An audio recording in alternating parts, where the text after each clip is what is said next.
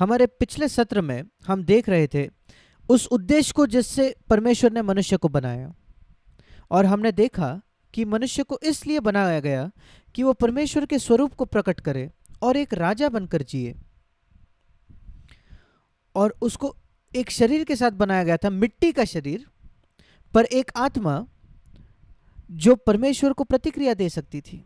और अगर हम उस उद्देश्य को पूरा करते हैं या नहीं, ये उस पर निर्भर करता है कि हम उसमें से किस खिंचाव पर प्रतिक्रिया देते हैं।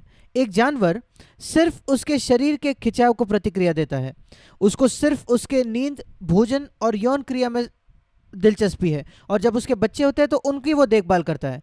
और जब एक मनुष्य भी जब सिर्फ भोजन, नींद और यौन संबंध में दिलचस्पी रखता है और अपने परिवार को की देखभाल करता है, तो ऐसा मनुष्य किसी भी जानवर से अधिक नहीं कर रहा अपने परिवार के लिए।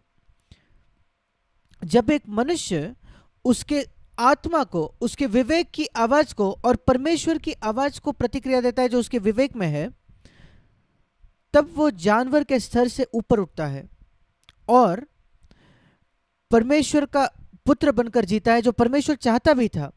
ऐसा क्यों है कि कई मसीही परमेश्वर की बुलाहट को प्रतिक्रिया नहीं देते उनके जीवन में, और वो नहीं बनते जो परमेश्वर चाहता है कि वो बने, अपने जीवन को उसको वो समर्पित नहीं करते?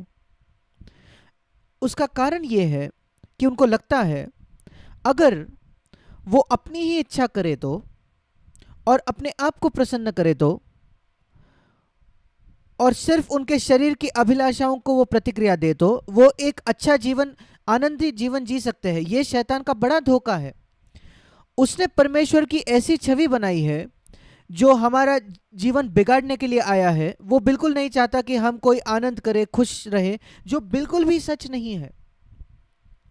यीशु मसीह इस गलत छवि को लोगों के मन से निकालने की कोशिश करता था उसके समय।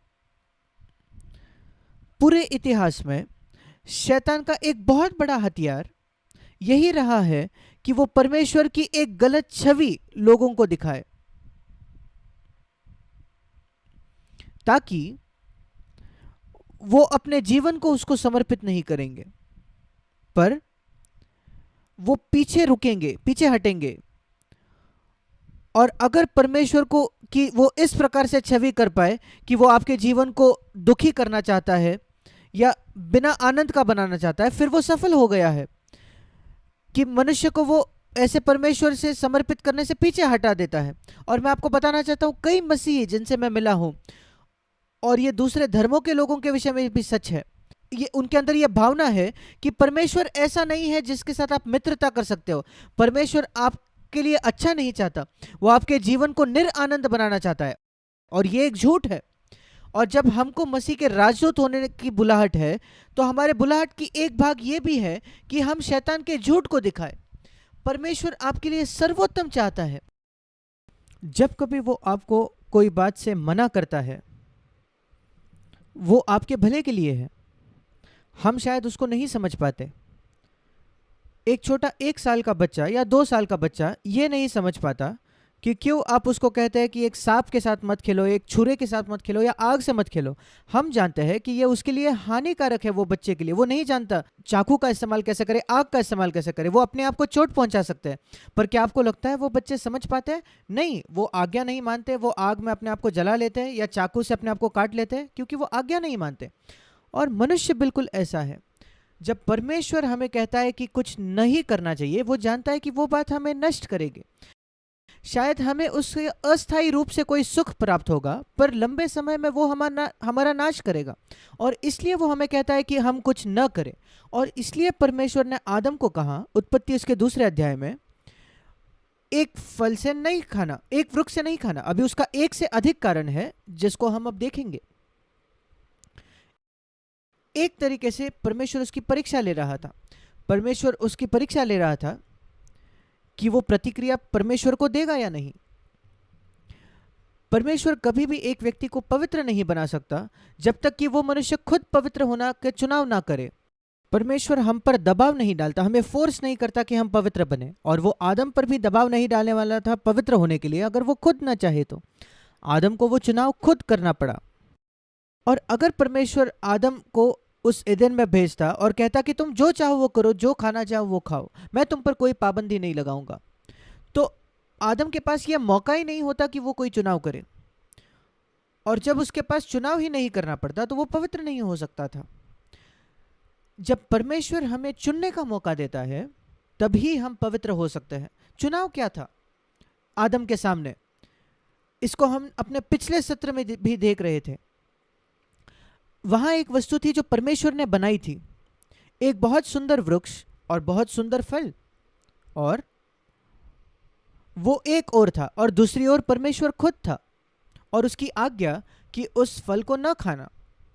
जब आदम और हवा उस वृक्ष के सामने खड़े थे, वे दो चुनाव के बीच में थे, एक तो जो बनाई हुई वस्तु है और एक बनाने वाला खुद, और उनको एक चुनाव करना पड़ा। अब तुम क्या चाहते हो? क्या तुम बनाई हुई वस्तु चाहते हो या तुम परमेश्वर खुद चाहते हो? और आप जानते हो कि आदम ने क्या चुना? उसने बनाई हुई वस्तु को चुना, और वही मनुष्य जाति में पाप का आरंभ था। और शैतान ने उसको प्रलोभन यह किया, सिर्फ एक बनाई हुई वस्तु को वो चुने। शैतान ने हवा के सामने यह प्रलोभन नहीं रखा कि वो अपने पति की हत्या करे या उसको थप्पड़ मारे या ऐसी कोई भी अन्य बात, या उसके प्रति अधीन न रहे। उसने बस उसके सामने यही प्रलोभन रखा कि वो एक बनाई हुई वस्तु को चुने, बनाने वाले से भी ज्यादा। वो जानता था कि वो पर्याप्त था, वो काफी था उसको नष्ट करने के लिए। और जब उसने वो फल अपने पति आदम को दिया, उसके सामने भी यही चुनाव था।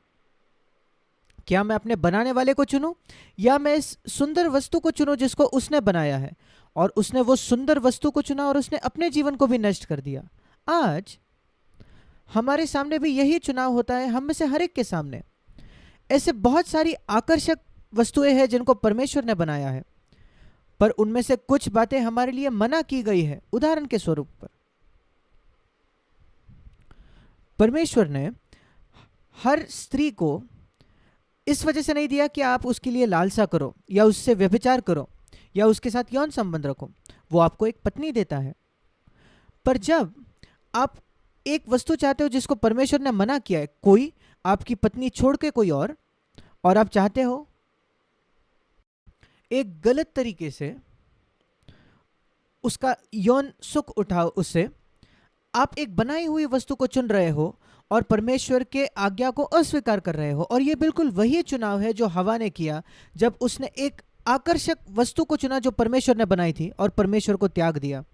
यह पैसा हो सकता है, पैसा भी ऐसा कुछ है जो बहुत आकर्षक है परमेश्वर ने बनाया हुआ, पर वो कभी नहीं चाहता था कि मनुष्य पैसे के लिए जिए या उसकी आराधना करे या उसको परमेश्वर से भी अधिक चुने। क्या आप जानते हो कई लोग विश्वासियों में भी, प्रचारकों में भी, पास्टर्स में भी, जिन्होंने पैसे को परमेश्वर से भी अधिक चुना है। बहुत एक आकर्षण है पैसे में, संपत्ति में। क्यों परमेश्वर ने उसको इतना आकर्षक बनाया? क्यों परमेश्वर ने भले बुरे का ज्ञान देने वाले वृक्ष को आकर्षक बनाया?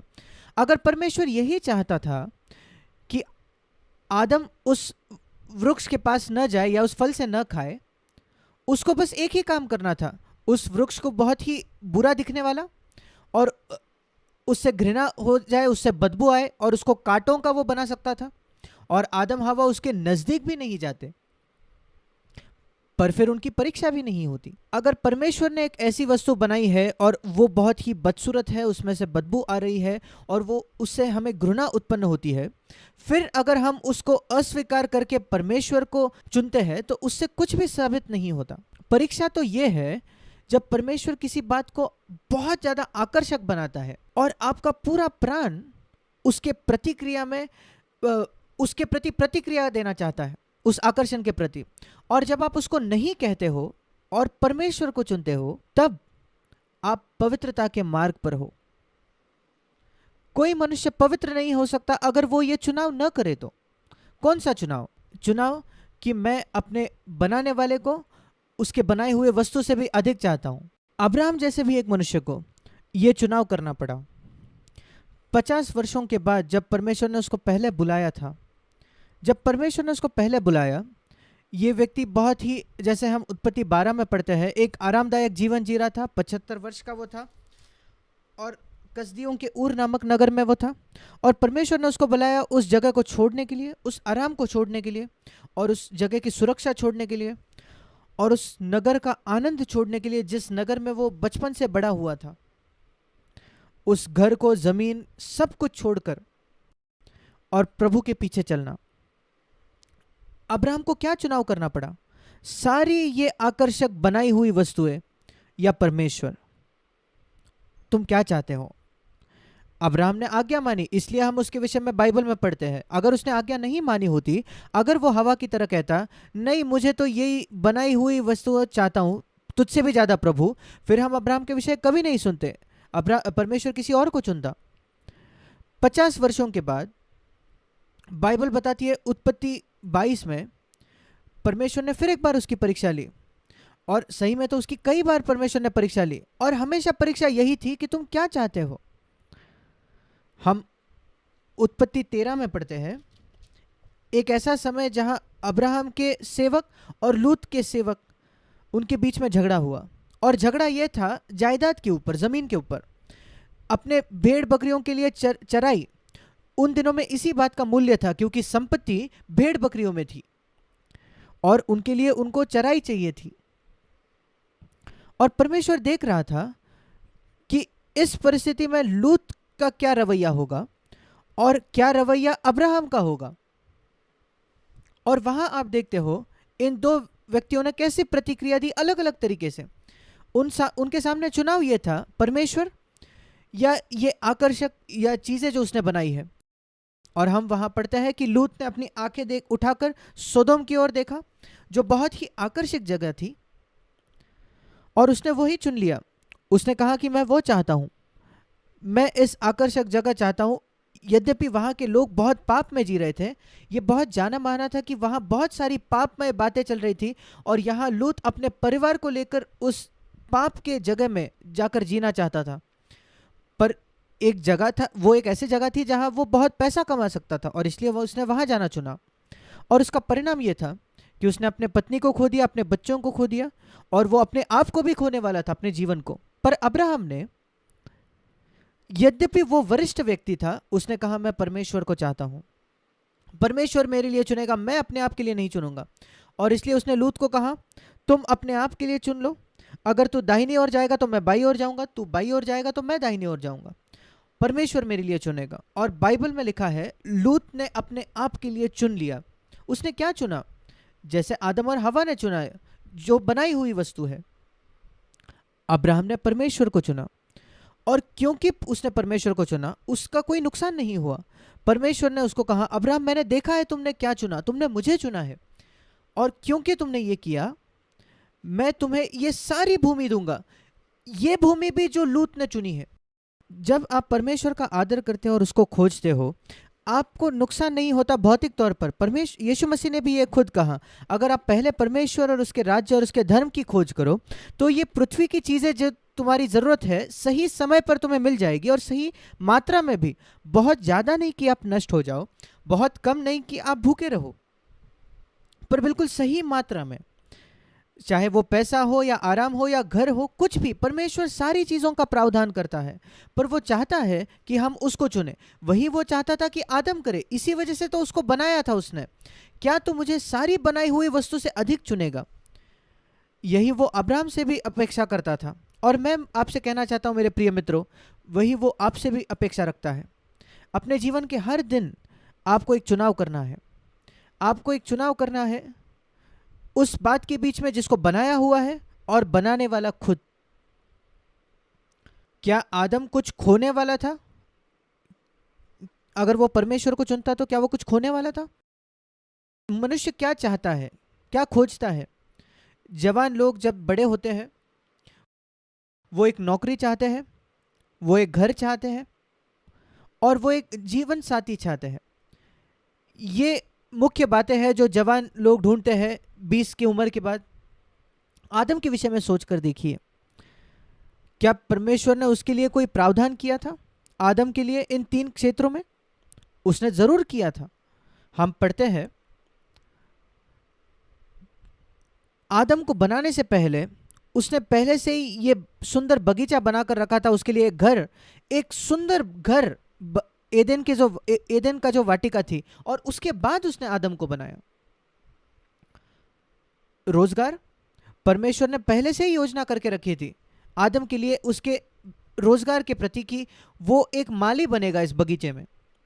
जीवन साथी परमेश्वर ने पहले ही योजना बनाई थी कि वो एक स्त्री को बनाएगा, कि वो उसकी पत्नी बने। आदम को परमेश्वर के पास जाकर मांगना भी नहीं पड़ा कि मेरी ये जरूरत है। यही हम देखते हैं बिल्कुल शुरुआत में बाइबल के, कि परमेश्वर आदम की जरूरतों को जानता था और उसके लिए पहले से ही प्रावधान करके रखा था। आदम के मांगने से भी पहले उसने उसको एक घर दिया, उसने एक नौकरी दी और उसने एक जीवन साथी मुहैया करवाया। परमेश्वर एक अच्छा परमेश्वर है, वो आज भी वैसा ही है, और वो उनके बच्चों के लिए प्रावधान करता है बिल्कुल उसी तरीके से आज भी, अगर हम उस पर विश्वास करें तो, भरोसा रखें तो। और वो जो प्रावधान करता है वो बिल्कुल सर्वोत्तम होता है। बाइबल बताती है जब परमेश्वर आदम के लिए एक जीवन साथी देना चाहता था, वो कहता है मैं एक ऐसे व्यक्ति को बनाना चाहता हूं जो उससे मेल खाए, जो उसके लिए उचित हो। इसको हम उत्पत्ति 2:18 में पढ़ते हैं, मैं उसके लिए एक सहायक बनाऊंगा जो उससे मेल खाए या उसके लिए उचित हो, जो बिल्कुल उससे मेल खाए, उसके स्वभाव से, उसकी जरूरत के अनुसार। मैं एक पत्नी बनाऊंगा जो बिल्कुल उसके लिए उचित होगी। क्या आप विश्वास करते हो कि परमेश्वर आपसे वैसा ही प्रेम करता है जैसे उसने आदम से किया? मैं उससे अपने पूरे हृदय से विश्वास करता हूं। एक जवान लड़का होते समय मैंने उस पर विश्वास किया। मेरा विश्वास था कि परमेश्वर मेरे प्रति उसके महान प्रेम में मुझे एक ऐसी पत्नी देगा जो बिल्कुल मेरे लिए सही या उचित होगी, मेरे स्वभाव के अनुसार, मेरे जरूरत के अनुसार, मेरी सेवकाई के लिए जो परमेश्वर ने मेरे लिए रखी थी। और आज 40 वर्षों से अधिक हम विवाहित हैं, और मैं बताना चाहता हूं कि ये बिल्कुल सही है, सच है। परमेश्वर ने बिल्कुल जो सही था वही मेरे लिए दिया।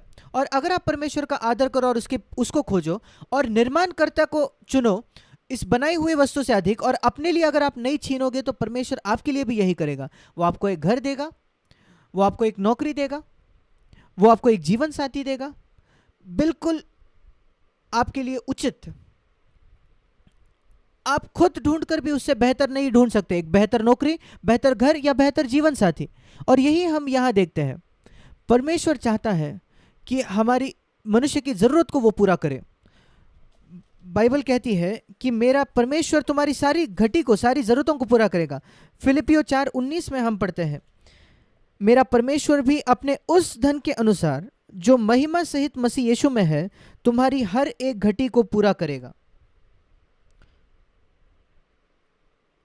वो हमारी सारी, हम जो चाहते हैं वो नहीं देता। सिर्फ एक मूर्ख पिता ही अपने बच्चों को वो सब कुछ देगा जो वो मांगते हैं।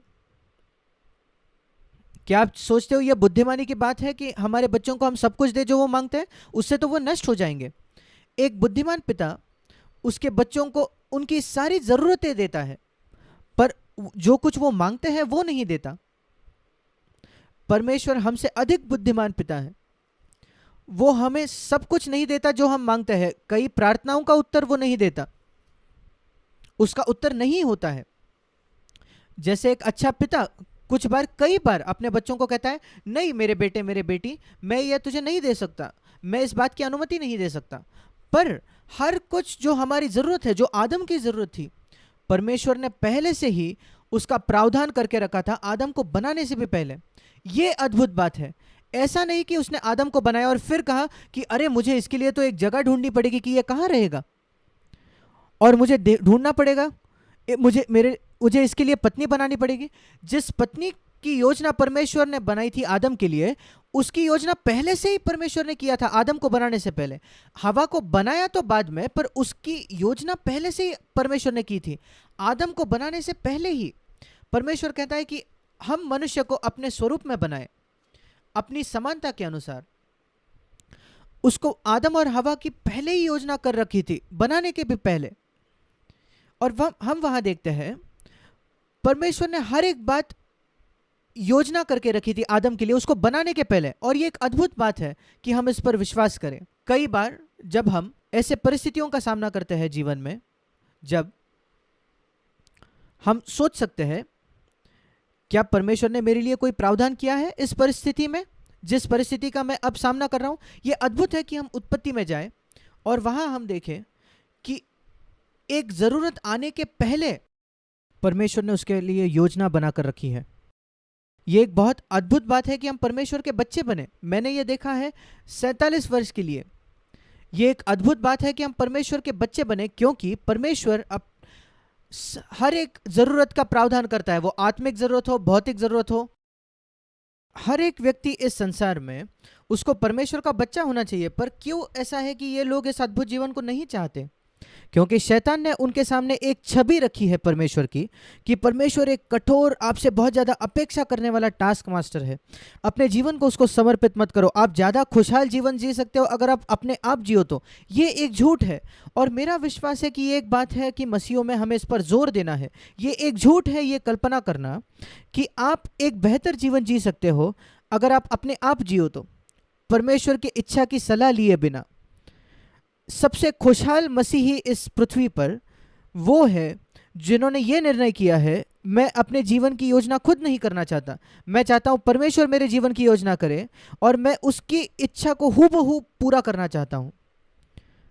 अब अगर आप परमेश्वर के स्वभाव को जानते हो कि वो एक प्रेम करने वाला पिता है जो आपकी देखभाल करता है, तो आप खुशी खुशी ये कहोगे।